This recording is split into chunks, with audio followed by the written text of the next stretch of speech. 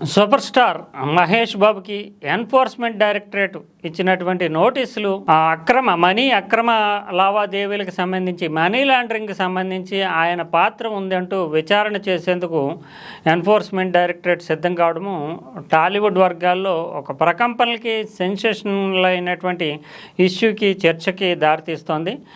మహేష్ బాబుతో పాటుగా అంటే ముఖ్యంగా ఈ సినిమా స్టార్స్ తగినటువంటి జాగ్రత్తలు తీసుకోకుండా వివిధ సంస్థలకి ప్రమోషను పబ్లిసిటీ చేసేటటువంటి విషయంలో కేవలము డబ్బులు లేదంటే ఇతరత్ర ప్రయోజనాలనే దృష్టిలో పెట్టుకుంటూ విస్తృతమైనటువంటి వేల సంఖ్యలో ప్రజలు నష్టపోతున్నా పట్టించుకోకుండా వీళ్ళు ప్రచారం చేయడము ప్రమోటర్స్గా వ్యవహరించడం వల్ల ఏర్పడుతున్నటువంటి ఇబ్బందులు ఈ సందర్భంగా మరోసారి చర్చకు వచ్చాయి. ఇటీవల కాలంలోనే మనం చూసాము వివిధ రకాలైనటువంటి యాప్లను ప్రమోట్ చేస్తూ బెట్టింగ్ యాప్లను ప్రమోట్ చేస్తూ కొందరు మీడియం రేంజ్ సెలబ్రిటీస్ చిక్కుకోవడము, ఆ బెట్టింగ్ యాప్ల బాధలో అంటే బారిన పడి కొంతమంది మరణించడము, కొన్ని కోట్ల రూపాయల్లోనే నష్టపోవడం. అయినప్పటికీ ఈ బెట్టింగ్ యాప్లను ప్రమోట్ చేసేవాళ్ళు మాత్రం లక్షల్లో ఆదాయం సంపాదించుకోవడం, ఇదంతా దీని మీద తెలంగాణ పోలీస్ శాఖ చాలా సీరియస్గానే యాక్ట్ చేయడం, దాంతో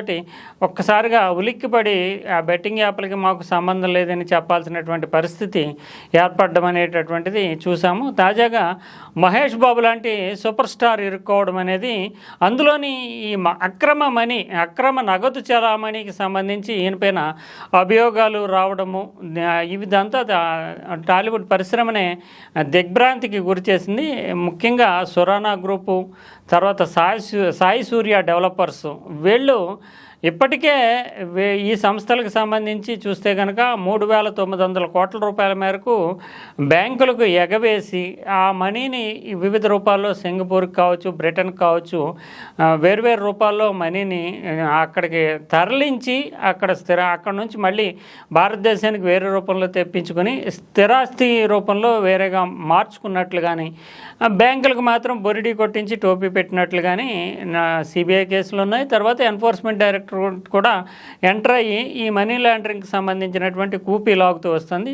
ఈ నేపథ్యంలోనే మహేష్ బాబు ప్రమోటర్గా ఉన్నటువంటి మహేష్ బాబు కూడా ఈ మనీ లాండరింగ్లో కొంత మొత్తాన్ని అక్రమ నగదు చలామణిలో భాగంగా చెల్లించినట్లుగా వివరాలు బయటకు రావడము, ఇది ఒక రకంగా సెన్సేషనల్ ఇష్యూగా మారింది. ఎందుకంటే గత నుంచి చూస్తున్నాం సెలబ్రిటీస్ చట్టబద్ధంగా చెల్లించాల్సినటువంటి, ఇక్కడ మహేష్ బాబు ఇరుక్కున్నటువంటి విషయంలో కూడా చట్టబద్ధంగా ట్యాక్స్ పన్ను రూపంలో చెల్లించాల్సిన మొత్తం నుంచి తప్పించుకోవడానికి గాను ఈ రకమైనటువంటి నగదు రూపంలో కొంత తీసుకోవడము, దానిని వేరే రూపంలో మళ్లించడం అనేది జరుగుతూ వస్తుంది. ఇప్పుడు మహేష్ బాబు ఎదుర్కొంటున్నటువంటి కేసులో సాయి సూర్య డెవలపర్స్ ప్రమోట్ చేసినందుకు, రియల్ ఎస్టేట్ని ప్రమోట్ చేసినందుకు 5,90,00,000 రూపాయలని చెల్లించినట్లు, అందులోని 3,40,00,000 రూపాయలు మాత్రము ఈ నగదు చలామణి రూపంలోకి చెల్లించినట్లుగా 2,50,00,000 మాత్రమే అఫీషియల్గా కనిపించేటట్టు చేసినట్టుగా ఆ రికార్డులు అయితే వాళ్ళ దగ్గర దొరికినాయి. దీనివల్ల అంటే 2,50,00,000 మాత్రమే ఆదాయంగా చూపిస్తూ పన్ను చెల్లిస్తారు, మిగతా 3,40,00,000 మాత్రం అక్రమ రూపంలో వేరే రకంగా మహేష్ బాబు సేకరించినట్లుగా దానిని కూడా ఎన్ఫోర్స్మెంట్ డైరెక్టరేట్ అయితే మనీ లాండరింగ్లో భాగంగా దీన్ని చెల్లించినట్లుగా భావిస్తూ కేసు నమోదు చేసేందుకు ముందుగా విచారణకి పిలిచినట్లుగా తెలుస్తోంది.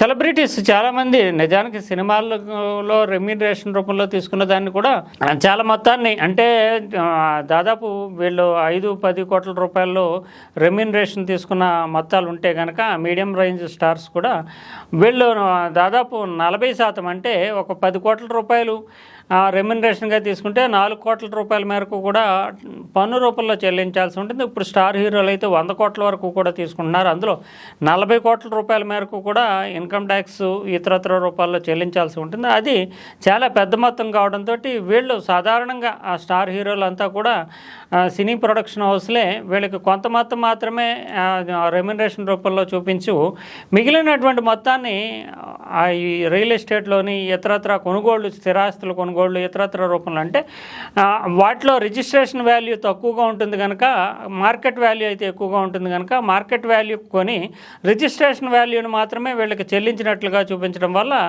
వీళ్ళు ఆ మేరకు ఇన్కమ్ ట్యాక్స్ ఇతరత్ర ప్రయోజనాలు అంటే ఇన్కమ్ ట్యాక్స్ చెల్లించక్కర్లేకుండా బయటపడుతూ ఉన్నారు.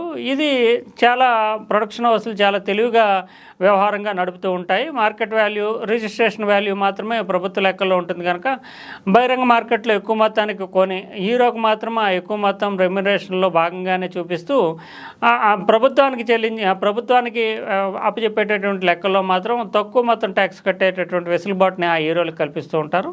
ఇది సాధారణంగా జరుగుతూ ఉంటుంది. కానీ ఇప్పుడు ఈ రియల్ ఎస్టేట్ సంస్థలు మాత్రము అక్రమాల్లో ఇరుక్కోవడము, ప్రజలకు టోపీ పెట్టడము, ఆ వెంచర్స్లోనే అక్రమాలు చేయడము, దీని మీద సిబిఐ, ఈడీ దర్యాప్తు చేయడం, విచారణ చేయడము, ఇప్పుడు దాంట్లో కూడా ఈ మహేష్ బాబు ఉదంతం బయటికి రావడము, వీళ్ళు సాధారణంగా కార్పొరేట్ సంస్థలు అంటే పెద్ద పెద్ద కార్పొరేట్ సంస్థల విషయంలో మాత్రము కూల్ డ్రింకులు, థమ్సప్లు ఇటువంటి కోకో కోలాలు వీటికి ప్రమోట్ చేసినప్పుడు మాత్రం అంతా కూడా ఆల్మోస్ట్ వైట్ మనీగా వస్తూ ఉంటుంది. కానీ ఈ అక్రమాలకు పాల్పడేటటువంటి వెంచర్లు సురానా గ్రూప్, సురానా పవర్స్ ఇలా రకరకాల రూపంలో ఈ కంపెనీలు సురానా ఇండస్ట్రీస్, సాయి సూర్య డెవలపర్స్ వీళ్ళు మాత్రము బ్యాంకులకు బురిడి కొట్టించేందుకు కొన్ని వేల కోట్ల రూపాయలని అక్రమంగా తరలిస్తున్నారు. దీంట్లో భాగంగా ఇక్కడ మహేష్ బాబు ఇరుక్కున్నారు. గతంలో కూడా సౌరవ్ గంగూలీ లాంటి వాళ్ళు వన్ ఇండియా అంటూ ఒక కార్డుని ప్రమోట్ చేస్తూ ఒక సంస్థ ఆయన్ని బ్రాండ్ అంబాసిడర్గా పెట్టుకుని అక్రమాలు చేయడం కానీ, షారుఖ్ ఖాన్ తోటి కొన్ని సంస్థలు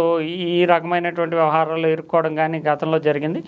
టాలీవుడ్లో మాత్రం ఇప్పుడు మహేష్ బాబు నేరుగా మనీ లాండరింగ్కి సంబంధించి ఇరుక్కోవడం, ఇన్కమ్ ట్యాక్స్ ఎగవేత, ఇన్కమ్ ట్యాక్స్ నోటీసులు ఇవన్నీ సాధారణంగా ఉంటాయి. కానీ మనీ లాండరింగ్కి సంబంధించి నేరుగా ఈయన పాత్ర అంటే ఈయనకి సంబంధించి అంటే ఈ సంస్థ సురానా గ్రూపు, సాయి సూర్య డెవలపర్సు వేల కోట్ల రూపాయల్లో అక్రమాలు చేశాయి.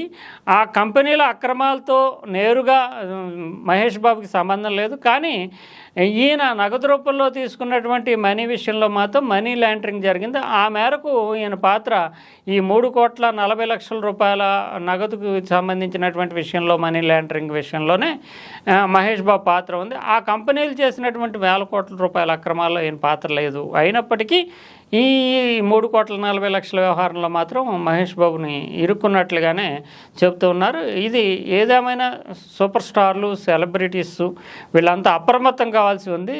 చిల్లర వ్యవహారాలు నిజానికి వీళ్ళకి వస్తున్నటువంటి రెమ్యునరేషను, వీళ్ళు సినిమాల్లో నటించినప్పుడు లభిస్తున్నటువంటి ప్రయోజనాలు, ఆయా నిర్మాతలు ఇస్తున్నటువంటి మొత్తమే చాలా వందల కోట్లలో ఉంటుంది. అయినప్పటికీ కూడా ప్రజలకి టోపీ పెడుతున్నటువంటి వీళ్ళని చూపించి మహేష్ బాబు ప్రమోట్ చేశాడు ఒక రియల్ ఎస్టేట్ వెంచర్ అనగానే మిగిలినటువంటి వాళ్ళు 1 కోటి 2 కోట్లో పెట్టి కొనుక్కునేటటువంటి వేలాది మంది ప్రజలు ఆకర్షితులవుతూ ఆ వెంచర్లో పెట్టుబడులు పెడుతున్నారు. కానీ చివరికి చాలామందికి టోపీ పెడుతున్నారు. కానీ ఆ టోపీ పెట్టిన విషయాలు మాత్రము ఈ వీళ్ళు ప్రమోటర్స్గా ఉండి అంటే పబ్లిసిటీ చేసినటువంటి వీళ్ళు మాత్రం బాధ్యత వహించట్లేదు. ఆ బ్రాండ్స్ని ప్రమోట్ చేసినటువంటి ఈ స్టార్స్ మాత్రం అందులో తమ బాధ్యత ఏమీ లేకుండా పోతుంది అని చెప్తున్నారు. ఏదేమైనా ఈ విషయంలో సినిమా స్టార్స్ ఇప్పటికైనా ప్రజలు నష్టపోతున్నటువంటి విషయంలో తమకు ఉండేటటువంటి క్రేజ్ని ఆయా సంస్థలు ఎన్కాష్ చేసుకుంటూ కంపెనీలని ప్రమోట్ చేసుకోవడము, అందువల్ల వేలాది మంది ప్రజలు నష్టపోతున్నారు. ఇప్పటికీ అప్రమత్తం కావాల్సింది ఈ కేసుని ఒక స్టడీగా ఆ కేసుని దృష్టిలో పెట్టుకుని సినిమా స్టార్స్ మాత్రము బ్రాండ్స్ని ప్రమోట్ చేసే విషయంలో కొంత జాగ్రత్త పడకపోతే భవిష్యత్తులో ఇలాంటి చిక్కులే మరిన్ని తలెత్తే అవకాశం ఉంది. దాదాపు 4-5 హీరోల మీద ఈ మేరకు ఇప్పటికే ఈ మహేష్ బాబు కేసు బయటకు వచ్చిన తర్వాత మిగిలిన వ్యవహారాల్లో ఎలా ఉంది అని కూడా ఈ ఎన్ఫోర్స్మెంట్ డైరెక్టరేట్ దృష్టి పెడుతున్నట్లుగా కూడా వార్తలు వస్తున్నాయి. ఏదేమైనా ఇది టాలీవుడ్ పరిశ్రమ అప్రమత్తం కావాల్సినటువంటి అంశం అయితే మనకి కనిపిస్తూ ఉంది. మహేష్ బాబు ఉదంతాన్ని పూర్తి స్థాయిలో పరిగణనలోకి తీసుకుని ఆలోచిస్తే